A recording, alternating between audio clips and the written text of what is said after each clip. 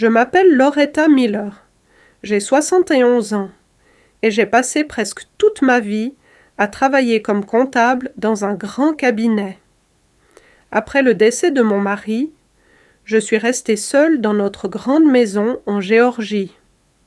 C'est à ce moment-là que les parents ont commencé à rôder. Ils ont gentiment suggéré que j'étais trop vieille pour vivre seule, que j'avais peut-être besoin de surveillance, que vendre la maison serait peut-être mieux. Vous savez, pour le bien de la famille. Ils pensaient mieux savoir.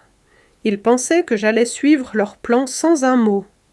Mais j'avais ma propre réponse, et croyez-moi, c'est une réponse qu'ils ne sont pas prêts d'oublier. Si cette histoire vous touche, abonnez-vous et dites-moi en commentaire depuis quelle ville ou quel pays vous m'écoutez. Je suis très curieuse de savoir d'où vous venez.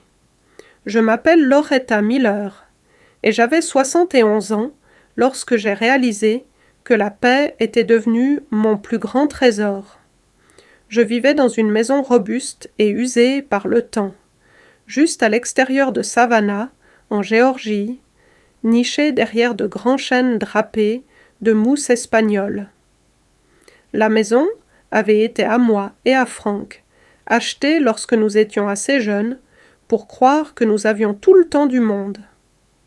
Après son décès, elle était devenue uniquement la mienne, une gardienne silencieuse des souvenirs et des saisons passées. Mes journées étaient douces et simples, se déroulant comme les pages d'un vieux roman, lu un chapitre prudent à la fois. Je me levais tôt, bien avant que la ville ne s'anime, savourant le silence du monde avant que les premiers camions de livraison ne grondent dans la rue principale et que les cloches de l'église ne sonnent l'heure.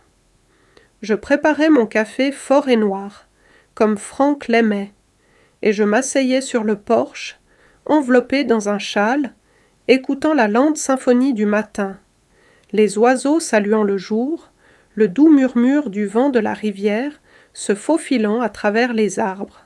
Il y avait une lenteur dans la vie qui me convenait maintenant. Je n'étais plus liée par des délais, plus gouvernée par des horaires ou des alarmes. Ma carrière de comptable d'entreprise avait exigé de la rigueur et de la précision pendant des décennies, mais maintenant, les seuls chiffres que je calculais étaient le nombre de tomates mûrissant dans mon modeste potager ou les jours avant la prochaine pleine lune. Chaque coin de la maison recelait les échos d'une vie pleinement vécue. Les murs du salon étaient tapissés de livres, romans, poésie, biographies de personnes disparues depuis longtemps. Mon fauteuil à bascule était dans le coin près de la fenêtre, où la lumière de l'après-midi peignait des rectangles dorés sur le sol. La cuisine sentait perpétuellement la cannelle et le café, le vieux fourneau bourdonnant doucement lorsque je préparais mes modestes repas. Les planchers craquaient sous les pas de manière familière, et même les fenêtres, qui laissaient passer les courants d'air, offraient une sorte de réconfort, chantant leurs chansons silencieuses lorsque le vent côtier se levait. Les voisins passaient de temps en temps lors de leur promenade matinale, saluant de la main et criant des bonjours. Ils me connaissaient assez bien pour sourire, mais pas assez pour être indiscret. J'aimais ça. Ma solitude n'était pas de l'isolement. C'était un choix doux et délibéré. C'était la liberté. Je passais mes après-midi à m'occuper du jardin que Frank et moi avions commencé il y a des décennies. Les rosiers étaient têtus, refusant de fleurir correctement certaines années, mais la lavande poussait sauvage et rebelle le long de la clôture. Les tomates grimpaient sur des tuteurs, les haricots verts s'emmêlaient en rêves noués, et les herbes aromatiques s'épanouissaient dans de vieux pots ébréchés. Je trouvais une paix profonde et satisfaisante à plonger mes mains dans la terre, à faire sortir la vie du sol, à récolter de petites récompenses qui avaient un goût plus doux en raison du travail qu'elles exigeaient. Les soirées étaient des consacrées à la lecture ou au tricot, à de simples dîners pris près de la fenêtre, d'où je pouvais regarder le coucher de soleil, enflammer le ciel d'orange et de rose vif. Parfois, je faisais de longues promenades dans le quartier, juste au moment où les lampadaires vacillaient, l'air épais de l'odeur de jasmin et de terre humide. J'aimais la façon dont le monde se présentait à ces moments-là, à moitié dans l'ombre, plein de mystère et de mémoire. Il y avait un rythme dans ma vie, une aisance que j'avais méritée par des années de travail acharné, de chagrin, de résilience et de persévérance tranquille. Je n'étais pas riche, mais j'avais assez. Assez pour réparer un toit qui fut si nécessaire.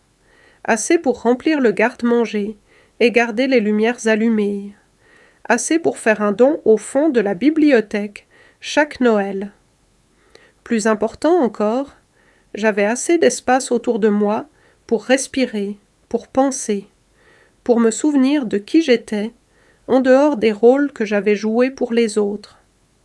Je savais, bien sûr, que ma vie semblait étrange à certaines personnes, qu'il y avait ceux qui voyaient une femme âgée vivant seule et pensaient à la tristesse, à l'abandon, à quelque chose de brisé. Mais ils ne comprenaient pas, ils ne savaient pas que dans chaque moment de solitude, je trouvais de la force, que dans chaque soirée tranquille, je redécouvrais des parties de moi-même longtemps enfouies sous le bruit et les exigences de la vie. Je n'avais aucun désir de remplir mes journées d'activité pour les apparences. Je n'avais pas besoin d'être entouré de gens qui n'écoutaient qu'à moitié, ne se souciaient qu'à moitié. J'avais appris à savourer ma propre compagnie, à trouver de la joie dans les plus petits détails. Une plante bien entretenue, la lente dérive des nuages dans un ciel bleu. La façon dont mon chat, Oliver, se blottissait dans le creux de mon bras chaque nuit sans faute. Ce n'était pas une vie parfaite. Il y avait des jours où la solitude s'infiltrait comme un courant d'air froid sous la porte, chuchotant des doutes dans les coins de mon esprit. Il y avait des nuits où le manque de Frank était plus vif que d'autres, où les souvenirs vacillaient trop vivement pour être ignorés. Mais même alors, même dans ces moments bruts, je choisissais de voir la beauté dans ce qui restait. J'étais vivante, j'étais indépendante, j'étais entière, même dans ma solitude. Et pour moi, c'était assez. Dans le monde à l'extérieur de ma petite bulle, la vie bougeait plus vite et plus fort. Des amis que je connaissais depuis des années parlaient de résidence pour retraités, de déménager dans plus petit, de la difficulté de gérer une maison seule. Certains m'exhortaient à envisager de me rapprocher de ma famille, à renoncer au fardeau de l'indépendance pour le confort des soins. Je souriais poliment. J'acquiesçais à leurs suggestions bien intentionnées, mais à l'intérieur, je ressentais une certitude constante et inébranlable. Cette vie simple, honnête et tranquille, n'était pas quelque chose que je subissais. C'était quelque chose que j'avais choisi, et j'avais l'intention de continuer à la choisir aussi longtemps que je pourrais respirer. Cela a commencé par les appels, assez innocents au début. Une nièce dont je n'avais pas eu de nouvelles depuis des mois m'a soudainement appelé un mardi matin, sa voix douce et trop enjouée, me demandant comment je me débrouillais seule. Puis un cousin au 2e degré est passé à l'improviste avec une tarte que je savais qu'il avait achetée à l'épicerie, offrant un sourire fragile alors qu'il balayait mon salon du regard comme pour en évaluer la valeur. Ces petites interruptions, d'abord espacées de plusieurs semaines, ont commencé à se regrouper, s'infiltrant dans ma vie paisible comme du lierre poussant à travers les fissures des fondations. Les questions venaient toujours enveloppées d'inquiétude, douces et sirupeuses. mais leurs bords étaient vifs, si l'on écoutait attentivement. N'était-ce pas solitaire de vivre toute seule dans une si grande maison? N'avais-je pas pensé à déménager dans une communauté où les gens pourraient garder un œil sur moi? Me sentais-je en sécurité ici, si loin de la ville, si loin d'une aide immédiate, si quelque chose, Dieu nous en préserve, devait arriver? Je souriais, offrant des assurances polies, ramenant les conversations vers des eaux plus sûres et plus superficielles. Je commentais la météo, le jardin, le festival de la ville à venir. Je refusais de reconnaître la vraie nature de leur visite. Mais à l'intérieur, un malaise lent et bouillonnant a commencé à grandir. Ce n'était pas seulement de l'inquiétude, c'était du calcul. Je le voyais dans la façon dont leurs yeux vacillaient sur la vieille horloge de grand-père que Frank avait restaurée à la main, la façon dont ils s'attardaient un instant de trop sur le buffet antique de la salle à manger, la façon dont ils demandaient, si nonchalamment, si j'avais déjà pensé à ce que je pourrais faire avec tout cet espace, si vivre ici devenait trop difficile. Ils posaient des jalons sans même attendre que le terrain soit déblayé. Le pire, c'est avec quelle expertise ils le dissimulaient. Comment ils enveloppaient leur cupidité dans des couches de fausse affection. Ils apportaient de petits cadeaux, des biscuits achetés en magasin, des plantes en pot bon marché, des cartes de vœux signées avec amour, mais sans véritable chaleur. Ils s'enquéraient de ma santé, feignant le choc devant ma vigueur continue, comme s'ils avaient déjà répété ma fragilité dans leur esprit. J'ai commencé à redouter la sonnerie de la porte, le bip d'un nouveau message vocal. Je me suis surprise à hésiter avant de répondre, à regarder par la fenêtre pour voir qui appelait, à peser si le tribut émotionnel d'une autre conversation valait l'effort de me lever de mon fauteuil. Je n'étais pas naïve.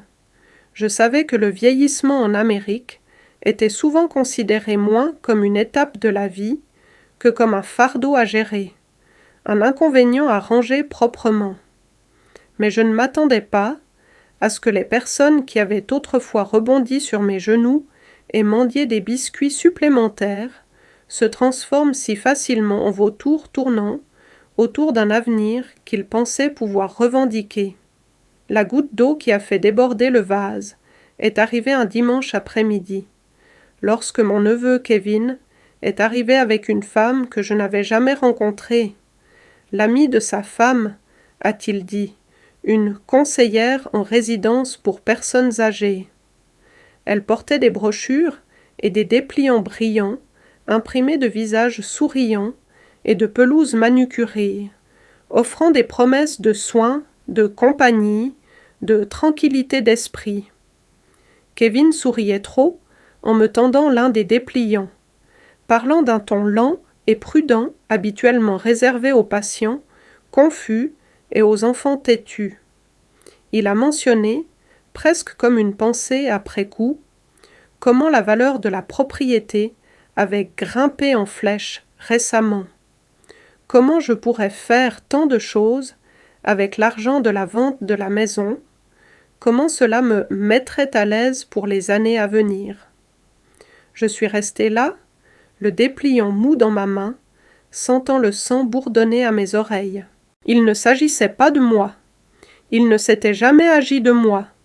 Il s'agissait de la maison, de l'argent, d'apaiser leur propre malaise à l'idée qu'une vieille femme vive de manière indépendante, hors de leur contrôle, hors de leur portée. Je les ai remerciés pour leur visite, ma voix calme et égale, et je les ai poliment raccompagnés à la porte. J'ai souri lorsque Kevin m'a glissé une carte de visite dans la paume. J'ai souri lorsque la conseillère a gazouillé sur les places disponibles. J'ai souri lorsque la voiture a quitté l'allée et a disparu dans la rue. Et puis j'ai verrouillé la porte derrière eux. Je me suis appuyée contre elle. et j'ai laissé le sourire glisser de mon visage comme un masque enfin trop lourd à porter. Ils avaient me clairement montré leur position, et maintenant, ce serait à mon tour. J'ai passé cette soirée assise sur le porche, une couverture sur les genoux, regardant le soleil plonger bas derrière les arbres. L'air sentait la pluie et la terre humide, et quelque part, un oiseau de nuit a crié, solitaire et rebelle. J'ai siroté mon thé lentement, sentant le poids familier de la maison dans mon dos, le bois qui craque, la pierre qui se tasse, les os d'une vie construite avec patience et soin. C'était à moi, pas un prix à diviser, pas une relique à liquider, à moi. Ils pensaient pouvoir me pousser à la céder, à renoncer à l'indépendance que je m'étais taillée une longue et dure année à la fois. Ils avaient tort. Ils n'avaient ce que pas réalisé que les années ne m'avaient pas usé. Elles m'avaient aguerri. Je n'étais pas fragile, je n'étais pas brisée. Je n'attendais pas d'être sauvée ou rangée quelque part de sûr et de silencieux. Je regardais, je me souvenais, je planifiais, et bientôt je leur montrerais à quel point une vieille femme pouvait être capable lorsqu'on la poussait trop loin. Dans les jours qui ont suivi la visite de Kevin, le ton des appels et des visites a changé de manière subtile, mais indubitable. La façade de l'inquiétude désinvolte s'est fissurée, révélant des aperçus de quelque chose de plus froid et de plus calculateur en dessous. Mon téléphone sonnait plus souvent maintenant, non pas avec des salutations joyeuses ou des conversations sincères, mais avec des interrogatoires à peine voilés, enveloppés dans la douceur collante d'un amour supposé. Il commençait toujours de la même manière, par une question qui semblait assez innocente. Mangeais-je bien? Me reposais-je assez? Me sentais-je seule? N'était-ce pas épuisant d'entretenir une grande vieille maison toute seule? Chaque question était posée d'un ton sirupeux, chacune empreinte d'un courant sous-jacent, d'attente que j'accepte, que je cède, que j'admette enfin qu'ils avaient raison. J'ai vite appris à entendre ce qui n'était pas dit, que leurs questions ne naissaient pas de nuits blanches, passées à s'inquiéter pour moi. Elles étaient stratégiques, conçues pour semer le doute, pour me faire remettre en question la vie même que je m'étais battue pour construire. C'était une campagne déguisée en sollicitude, une érosion constante déguisée en affection. Les visites sont devenues des performances, des pièces soigneusement chorégraphiées, où les sourires s'étiraient trop, où les rires venaient trop facilement, et où chaque conversation revenait au même thème, la sécurité, la praticité, la responsabilité familiale. Je pouvais presque voir le scénario dans leur esprit, voir les moments où ils se rappelaient de paraître sympathiques, de se pencher avec des sourcils froncés, de soupirer lourdement comme si le poids de s'occuper de moi était quelque chose qu'ils porteraient héroïquement. Et toujours, sous tout cela, la vérité tacite palpitait comme une blessure cachée. La maison, l'argent, l'héritage qu'ils avaient déjà commencé à compter. Il ne suffisait pas qu'ils me sachent en sécurité. J'avais besoin d'être gérable, déménagée, retirée du centre de ma propre vie pour qu'ils puissent s'installer dans les espaces que je laisserais derrière. J'ai vu clair dans leur jeu, avec une clarté qui m'a surprise. J'avais passé des années à croire le meilleur des gens, à excuser les affronts, à pardonner l'inconsidération, à justifier l'égoïsme. J'avais aimé farouchement et généreusement, donnant des deuxièmes et troisièmes chances, bien après qu'elles aient été gaspillées. Mais maintenant, dépouillée d'illusions, j'ai vu la vérité transparaître, à travers chaque sourire poli et chaque étreinte vide. Ils ne voulaient sans pas que je sois heureuse. Ils voulaient que je sois pratique. Ils ne voulaient pas que je vive bien. Ils voulaient que je fasse discrètement place à leurs projets. Je les ai observés de près pendant leur visite, de la manière dont un scientifique pourrait observer un spécimen. J'ai remarqué le rapide scintillement d'irritation lorsque je répondais à leurs questions avec un défi joyeux, la crispation de leur bouche lorsque je parlais avec fierté de mon jardin ou de mes aventures solitaires en ville. J'ai vu comment leurs yeux s'assombrissaient lorsque je mentionnais un nouveau projet que j'avais entrepris, comment ils luttaient pour dissimuler leur impatience lorsque je riais et disais que je n'avais aucune intention de quitter ma maison. Ils parlaient souvent d'amour, trop souvent. Ils superposaient peu leurs mots d'une épaisse sentimentalité, me disant à quel point je comptais pour eux, qu'ils ne voulaient que le meilleur pour moi, à quel point il était difficile de penser à moi toute seule. Ils m'embrassaient plus longtemps que nécessaire, me serrant les épaules comme pour essayer de transmettre leur urgence par le bout de leurs doigts. Mais l'amour, le vrai amour, ne vient pas avec des termes et conditions. Le vrai amour ne manipule pas. Le vrai amour ne tourne pas en rond comme un faucon, attendant la faiblesse. J'écoutais poliment. J'hochais la tête au bon moment. J'acceptais leurs étreintes, leurs plats cuisinés et leurs invitations au brunch du dimanche. Mais à l'intérieur, je prenais du recul, je m'éloignais. Je récupérais le terrain que j'avais autrefois cédé trop facilement. Ils pensaient pouvoir me culpabiliser pour me faire obtempérer. Ils pensaient pouvoir m'amadouer avec une tendresse feinte. Ils pensaient qu'en souriant assez largement, en appelant assez souvent, en faisant semblant assez fort, ils pourraient me convaincre de leur donner ce qu'ils voulaient. Mais j'avais passé trop de nuits éveillées, à regarder le plafond, à ressentir le vide douloureux d'une vie consacrée à d'autres qui ne s'en souvenaient plus ou ne s'en souciaient plus. J'avais passé trop d'années à mesurer ma valeur à l'aune de ce que je pouvais donner. J'en avais fini. Fini de jouer la gratitude pour une attention qui avait un prix. Fini de prétendre que la manipulation enveloppée d'amour était autre chose que de la trahison.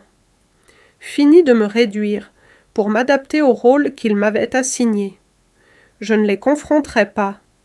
Cela ne leur donnerait qu'une chance de tisser de nouveaux récits, de me présenter comme ingrate, confuse ou, pire encore, sénile. Ils étaient prêts pour ça. Je pouvais le voir dans la façon dont ils échangeaient des regards derrière mon dos, la façon dont ils parlaient à voix basse et apitoyés quand ils pensaient que je n'écoutais pas. Non, je ne me battrais pas contre leur scénario. Je me contenterais d'écrire le mien.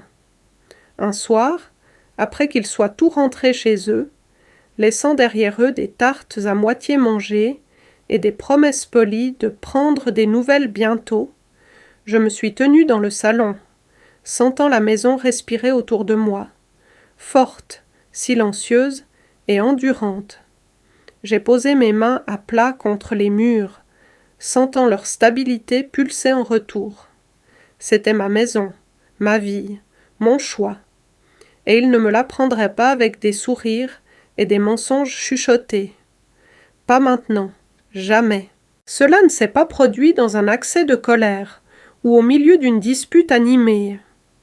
Ma décision est née de la manière dont naissent la plupart des vrais changements, lentement, en silence, prenant racine au plus profond de ma poitrine, jusqu'à ce qu'un jour je sache simplement. Elle s'est installée en moi comme le lever du soleil, sûre, constante et inarrêtable.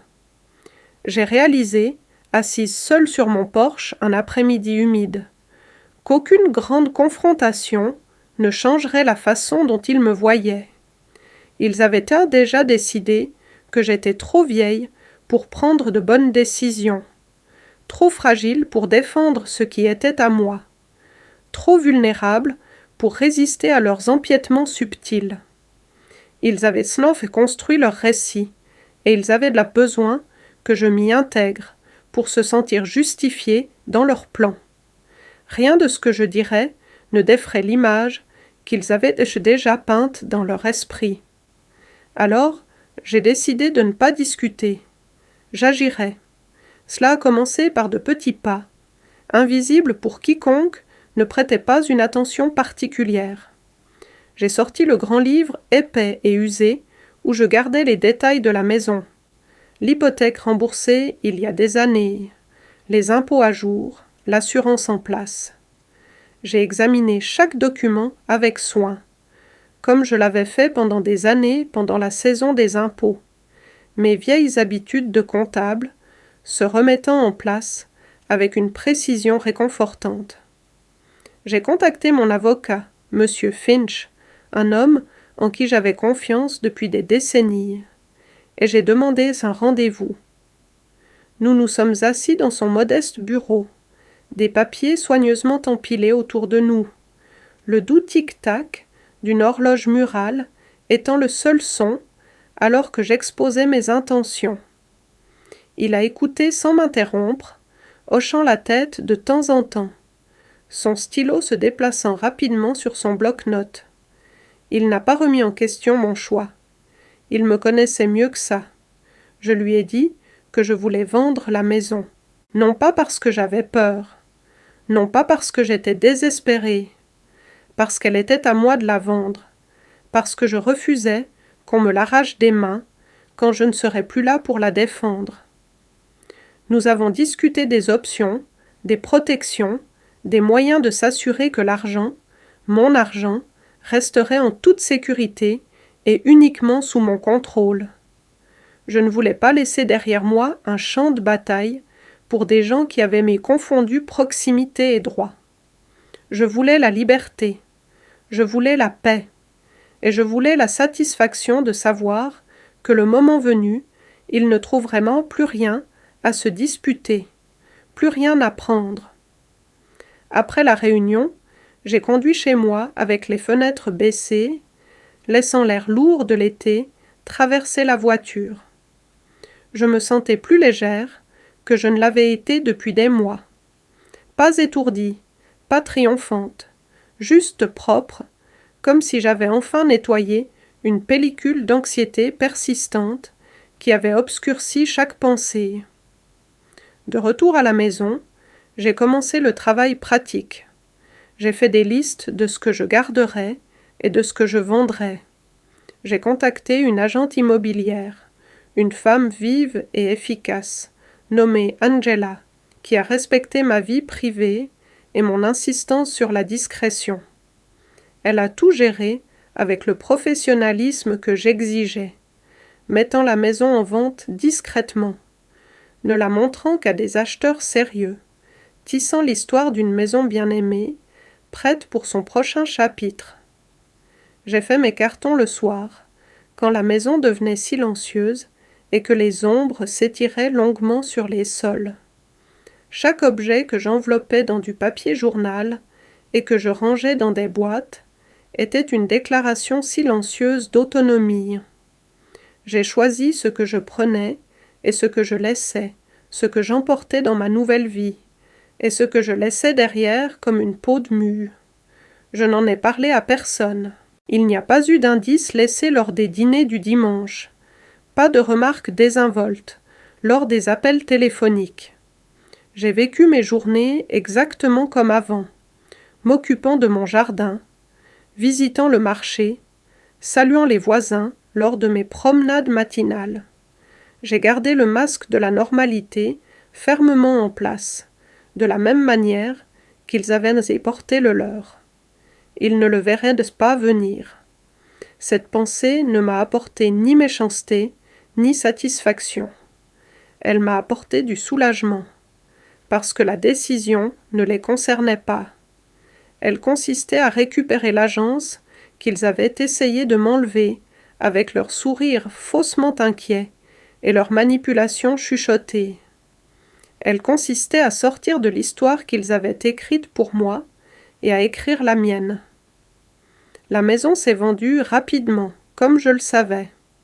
Les acheteurs étaient un jeune couple, plein de projets et de rêves, leurs visages rayonnant du genre d'espoir que seuls les très jeunes peuvent porter si ouvertement.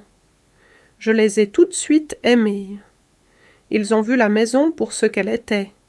Un foyer, pas un prix. J'ai accepté leur offre sans hésiter. Le jour où nous avons finalisé la vente, j'ai signé les papiers d'une main ferme, sentant le poids final de cette décision silencieuse se mettre en place. C'était comme expirer après avoir retenu son souffle pendant des années. J'ai pris des dispositions pour le camion de déménagement. J'ai trouvé un petit et bel appartement, plus près de la côte, un endroit où les fenêtres s'ouvraient largement, à la brise marine, et où les couchers de soleil déversaient de l'or et du cramoisi dans le ciel chaque soir. J'ai transféré l'argent sur un compte privé à mon seul nom, protégé par des protections juridiques que nulle supplication ou culpabilité ne pourrait pénétrer. C'était fait. Et ils n'en avaient aucune idée. Ils appelaient encore, passaient encore, envoyaient encore des cartes, des tartes et des invitations au brunch, jouant encore leur rôle avec une facilité étudiée. Je les ai laissés faire. J'ai souri, j'ai hoché la tête, et j'ai fait la conversation, gardant mon secret dans la poche de mon cœur comme une pierre précieuse. J'avais fait mon choix. J'avais tracé ma ligne. Et bientôt, quand ils me chercheraient, ils ne trouveraient que le fantôme de la femme qu'ils pensaient pouvoir contrôler. La nouvelle a éclaté de la manière la plus simple et la plus petite, comme le font la plupart des vrais tremblements de terre de la vie. Ce n'était pas une confrontation ou une confession en larmes. Ce n'était pas le résultat d'une planification minutieuse ou d'une révélation dramatique.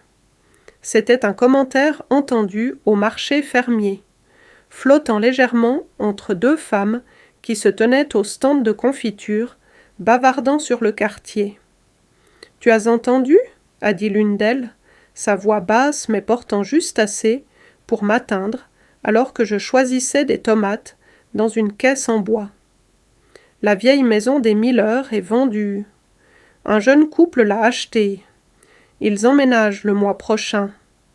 Je n'ai pas réagi extérieurement. Je n'ai pas sursauté, ni laissé tomber mon panier. J'ai gardé les mains stables, choisissant une tomate rouge, ferme après l'autre, mon cœur battant un rythme silencieux et satisfait sous mes côtes. Je n'avais pas réalisé à quel point j'avais besoin que quelqu'un d'autre le dise à voix haute.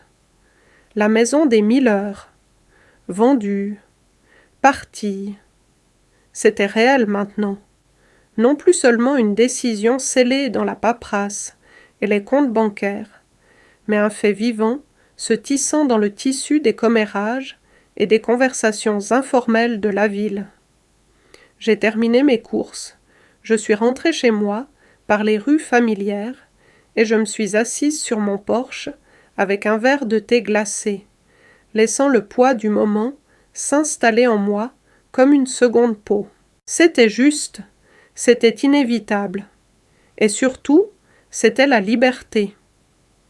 La véritable onde de choc est arrivée quelques jours plus tard, lorsque Kevin est arrivé à l'improviste. J'ai vu sa voiture s'arrêter depuis ma place dans le fauteuil à bascule. La façon dont ses pneus ont crissé un peu trop vite sur le gravier. La façon dont il est sorti de la voiture, d'un pas déterminé, presque pressé.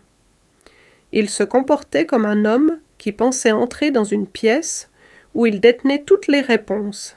Je l'ai laissé frapper une fois, 2 fois, avant d'ouvrir la porte. Il a souri largement, trop largement, le genre de sourire que les gens portent quand ils sont sur le point de demander quelque chose qu'ils savent ne pas mériter. Il est entré sans attendre d'invitation, ses yeux balayant automatiquement la pièce, cherchant quoi? Des signes de fragilité? De chaos? De faiblesse?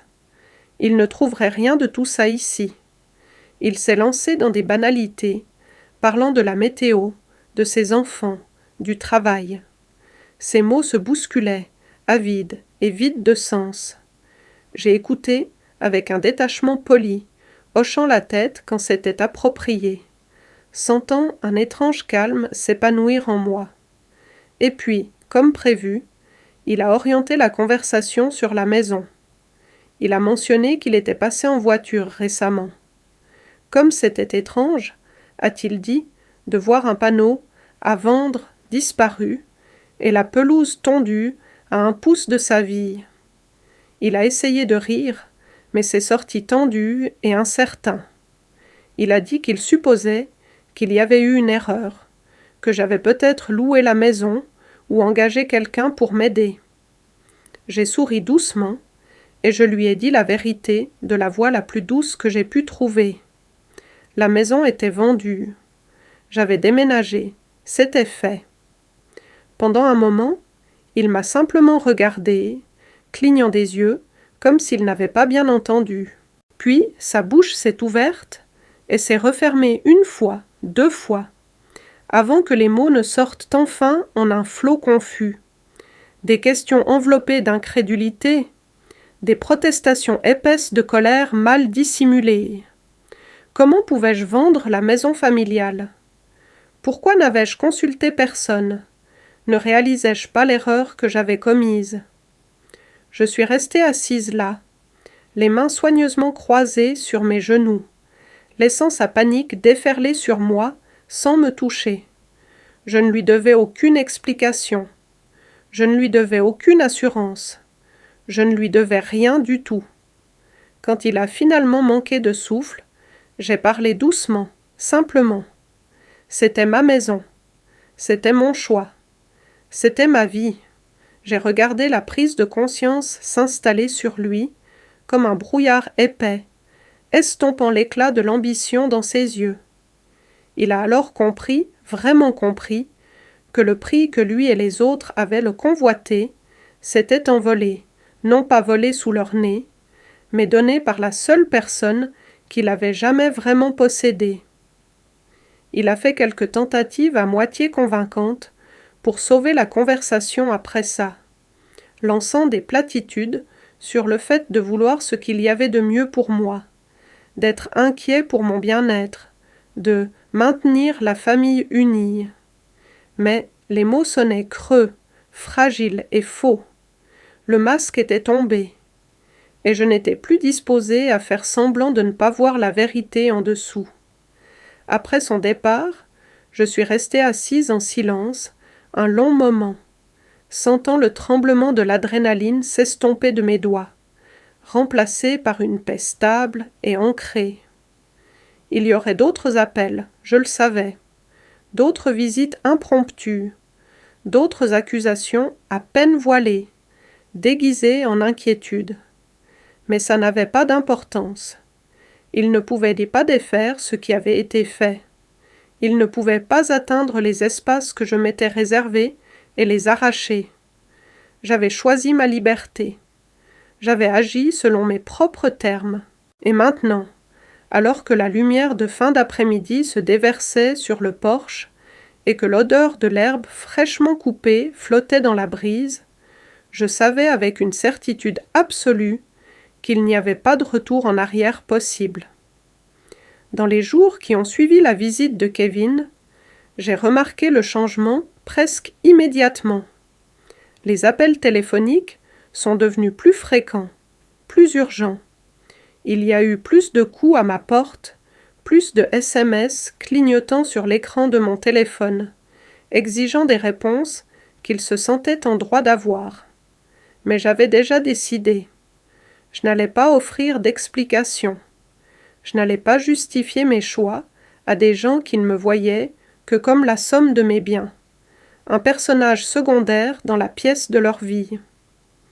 Les premiers appels, je les ai complètement ignorés, les laissant aller sur la messagerie vocale où leurs voix s'empilaient les unes après les autres, vives de frustration, fragiles d'inquiétude feinte.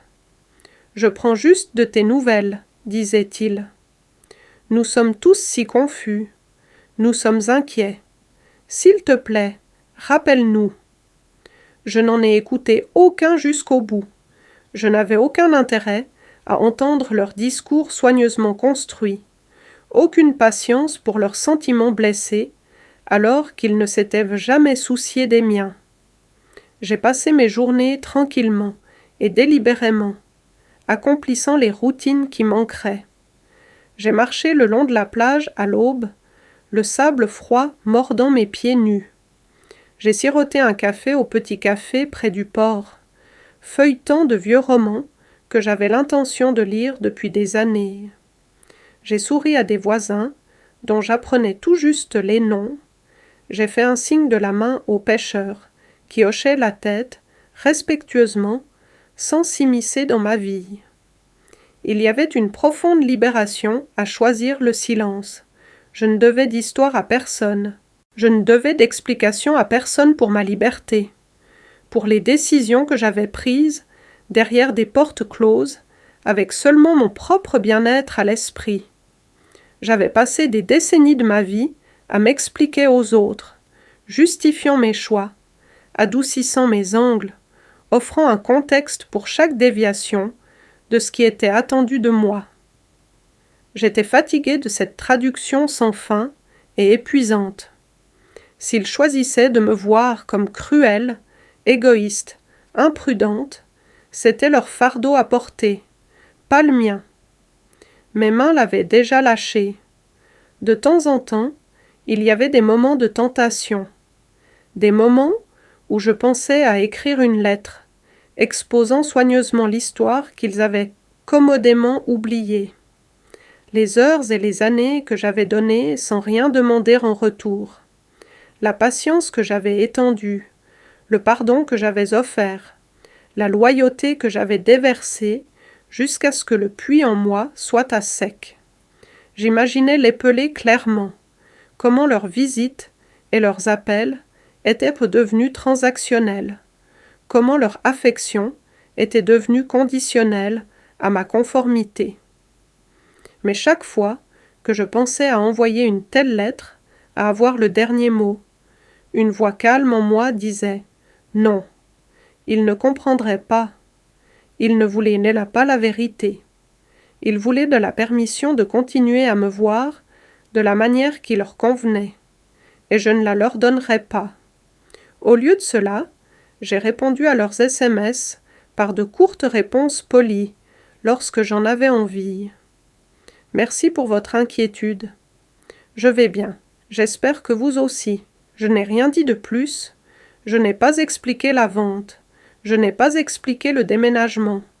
Je n'ai pas expliqué le silence qui s'élargissait entre nous à chaque jour qui passait. Kevin a essayé de passer une fois de plus en personne, se présentant un samedi matin avec une boîte de pâtisserie et un sourire tendu et impatient. J'ai ouvert la porte juste assez pour sortir sur le porche, laissant la maison verrouillée derrière moi.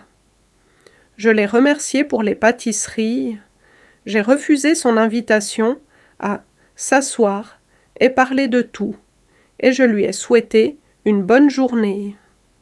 Je ne l'ai pas invité à entrer. Je n'ai pas adouci les limites que j'avais fixées. Il était resté là un long moment, stupéfait, pris au dépourvu par la nouvelle version de moi, la version qui ne pliait pas, ne cédait pas, n'expliquait pas. J'ai attendu qu'il se retourne et retourne à sa voiture, la boîte de pâtisserie pendant maladroitement de sa main, avant de rentrer à l'intérieur et de refermer la porte derrière moi d'un déclic final et satisfaisant.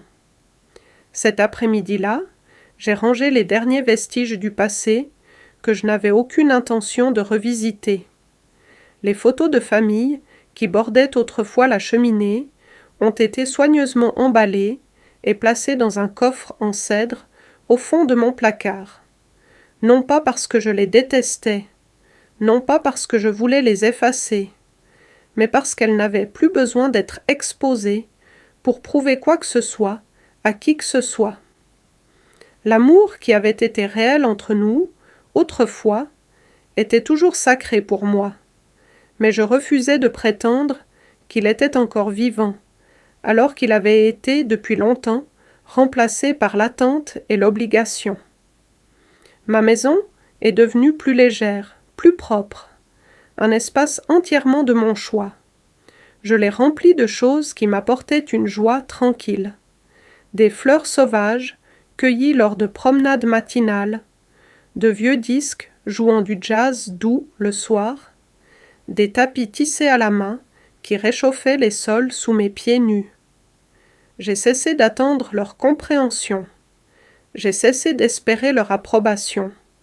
J'ai cessé de porter le poids de leur déception. Le silence qui s'est installé entre nous n'était plus un vide à craindre. C'était un paysage que j'avais choisi d'habiter, un où chaque mot que je prononçais, chaque pas que je faisais, m'appartenait à moi seul. Il y a un pouvoir à refuser de s'expliquer à des gens qui ont déjà décidé de ce qu'ils veulent croire. Il y a une paix à rester ferme dans le silence, à laisser le bruit de leur confusion et de leur jugement déferler sur vous, sans franchir les murs que vous avez construits pour vous protéger. J'avais trouvé cette paix, et j'avais l'intention de la garder. Plus je m'enfonçais dans ma nouvelle vie, plus je réalisais depuis combien de temps je n'avais pas fait un choix purement pour moi. Pas pour les apparences, pas par devoir, pas pour maintenir la paix ou répondre aux attentes, mais pour la raison simple et radicale que cela me rendait heureuse. C'était à la fois exaltant et inconnu, comme entrer dans la lumière du soleil après avoir passé trop de temps dans une pièce sombre. Il n'y avait plus d'obligations qui enchaînaient mes journées à l'agenda de quelqu'un d'autre. Personne ne passait à l'improviste, avec des jugements voilés, enveloppés de sourires polis. Personne ne planait sur mes décisions, avec une désapprobation à peine dissimulée. Mon temps m'appartenait maintenant, chaque moment se déroulant comme une toile que je pouvais peindre comme je le souhaitais. L'un des premiers choix que j'ai faits a été de changer la façon dont je passais mes matinées. Au lieu de me lever avec un sentiment de devoir, des corvées à faire, des appels à retourner, des apparences à maintenir, je me suis levée avec curiosité. J'ai préparé mon café lentement, laissant la riche odeur remplir la cuisine. Puis je l'ai emporté dehors sur la petite terrasse où j'avais placé un nouveau fauteuil à bascule, un que j'avais choisi simplement parce qu'il me faisait sourire. Je me suis enveloppée dans un châle, j'ai écouté le silence des premières heures, et j'ai regardé la façon dont le soleil montait paresseusement dans le ciel, dorant les bords de tout ce qu'il touchait. Parfois, je lisais, me perdant dans des romans qui n'avaient rien à voir avec le développement personnel ou l'obligation. Parfois, je restais simplement assise, laissant mon esprit vagabonder où il le voulait, sans culpabilité ni but. C'était étrange au début, cette immobilité sans un courant sous-jacent d'attente. Mais progressivement, je m'y suis habituée, comme une plante se tournant vers la lumière. J'ai commencé à faire de longues virées le long de la côte, les fenêtres baissées, l'air salin traversant la voiture. Je m'arrêtais chaque fois que l'envie me prenait, à un marché en bord de route vendant des pêches fraîches, à un belvédère rocheux, où la mer se déchaînait contre les falaises, à une petite boutique d'antiquités, encombrée de trésors oubliés.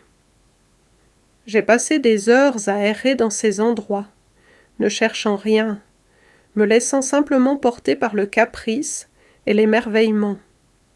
J'ai pris des cours de peinture, même si je n'avais aucun talent particulier pour cela. J'ai acheté un ensemble d'aquarelles bon marché et du papier épais, et j'ai passé des après-midi pluvieux à ma table de cuisine, brossant des couleurs vives et désordonnées sur la page.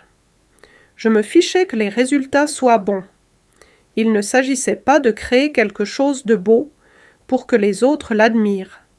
Il s'agissait de me donner la permission de jouer, d'expérimenter, de créer sans crainte de l'échec. Je me suis inscrite à une lecture de poésie à la bibliothèque locale, même si l'idée de me tenir devant des étrangers me faisait trembler les mains. J'ai écrit sur la mer, le vent et la douleur douce amère de lâcher prise, et quand j'ai lu mes mots à voix haute, j'ai senti quelque chose en moi s'apaiser, comme un navire trouvant un port sûr après un long et orageux voyage. J'ai choisi mes amitiés avec soin maintenant. J'ai abandonné l'idée que je devais maintenir chaque relation simplement à cause de l'histoire ou de l'obligation. Je me suis entourée de personnes qui me voyaient telle que j'étais maintenant, pas comme j'avais été, pas comme elles voulaient que je sois. Nous partagions des repas et des rires, de longues conversations et des silences confortables. Il n'y avait pas de compte à tenir, pas de transactions cachées, masquées en affection.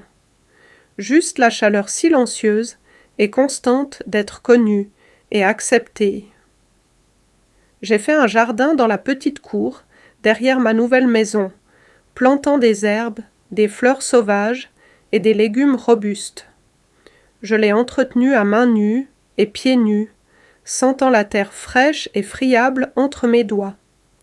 Il a poussé sauvage et enchevêtré, défiant les rangées nettes et les bordures bien tenues, et je l'ai aimé d'autant plus pour son entêtement.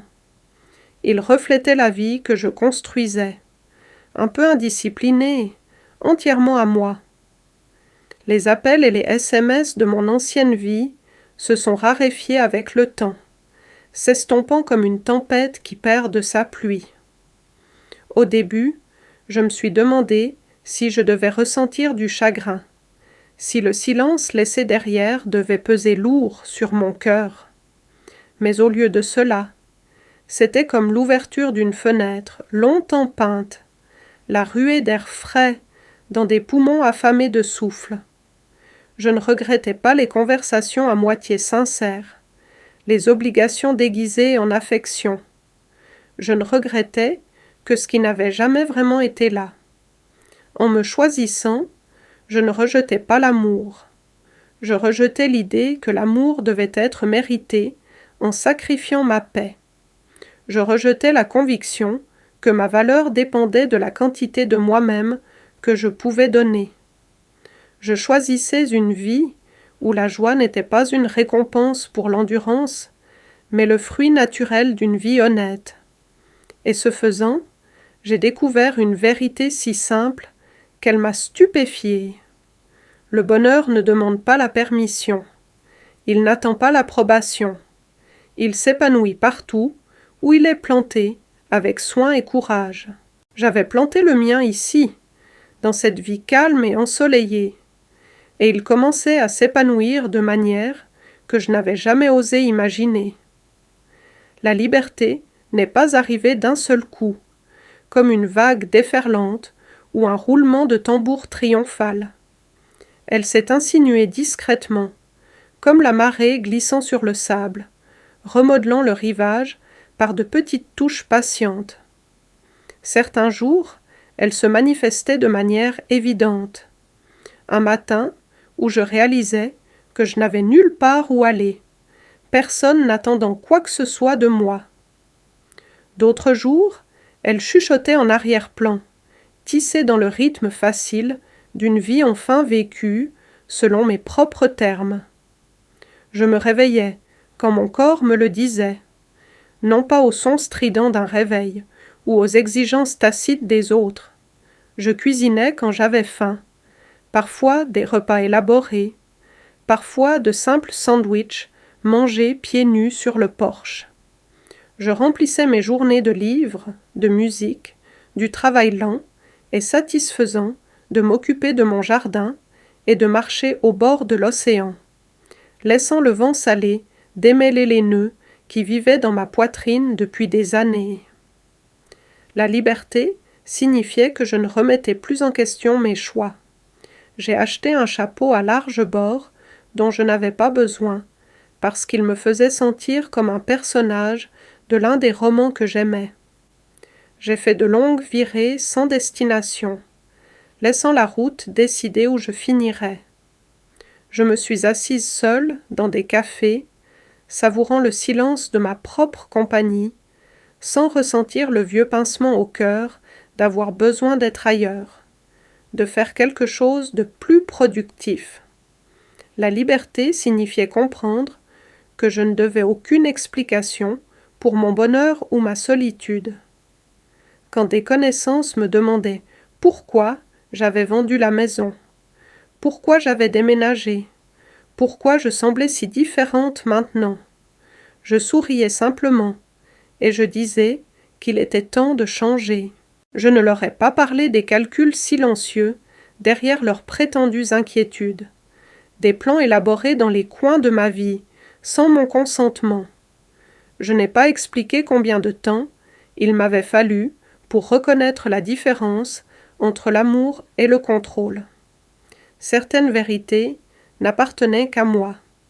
Les personnes qui avaient autrefois plané si près de moi se sont progressivement éloignées, non pas par cruauté, mais parce que je ne jouais plus le rôle qu'elles m'avaient assigné. Sans la danse familière de la culpabilité et de l'obligation pour les ancrer, elles ont perdu tout intérêt. Au début, les absences ressemblaient à de petites douleurs, des bleus pressants contre de vieilles blessures. Mais avec le temps, j'ai réalisé que c'étaient des cadeaux, des espaces vides où une nouvelle vie pouvait pousser. J'ai rempli ces espaces de rire, de silence, de petites aventures. J'ai repris la photographie, non pas dans le but de la maîtriser, mais simplement pour capturer la lumière alors qu'elle se déversait sur l'eau ou se prenait dans les pétales de fleurs sauvages. J'ai passé des après-midi assise sur les falaises rocheuses, laissant le rythme sans fin de l'océan me rappeler que le changement était la seule constante digne de confiance. La liberté avait le goût du café siroté lentement sous un ciel fleuri d'étoiles. Elle sonnait comme le cri aigu des mouettes au-dessus, le grincement de ma balancelle de Porsche, les pages d'un livre qui tourne dans le silence. Elle ressemblait à mes pieds nus, pressés dans le sable chaud, à l'étalement sauvage de mon jardin, tendant vers le soleil sans permission. Elle se sentait comme respirer, profondément et pleinement, sans craindre que quelqu'un me traite d'égoïste pour avoir choisi d'être entière. Parfois, je pensais à la vie que j'avais laissée derrière moi, non pas avec amertume, mais avec une sorte de tendresse détachée. C'était une vie construite sur le devoir, sur un amour qui demandait trop et donnait trop peu en retour. Je l'ai honorée pour ce qu'elle m'avait appris, même en fermant fermement la porte derrière moi. Je n'avais plus besoin d'appartenir à une version de moi-même que les autres trouvaient confortable. J'appartenais à la femme que j'étais devenue, forte, douce, farouchement tendre, avec les parties d'elle-même qui avaient été négligées trop longtemps. J'ai sculpté de nouveaux rituels qui honoraient la personne que j'étais maintenant. Des dimanches matins passés sur la plage, regardant l'horizon brûlé d'or, avec le soleil levant. Des soirées passées à écrire des lettres à moi-même, des lettres de pardon, des lettres de gratitude, des lettres de promesses tenues et de rêves attendant encore de se déployer. Personne ne me disait comment passer mes journées. Personne n'exigeait d'explications pour ma joie. Personne ne mesurait ma valeur à ma volonté de la sacrifier pour leur convenance. J'avais dépouillé chaque attente, chaque obligation silencieuse, chaque laisse invisible. Ce qui restait était une vie mise à nu et reconstruite de la moelle. Ma liberté n'était pas bruyante ou dramatique. C'était un bourdonnement silencieux et constant qui vivait dans mes os. C'était la paix qui s'installait en moi quand je verrouillais la porte la nuit, sachant que je ne rendais de compte qu'à moi-même. C'était la certitude que quoi qu'il arrive ensuite, quelles que soient les joies, les chagrins, les miracles ordinaires, les choix seraient les miens. Et c'était assez. Ce serait toujours assez.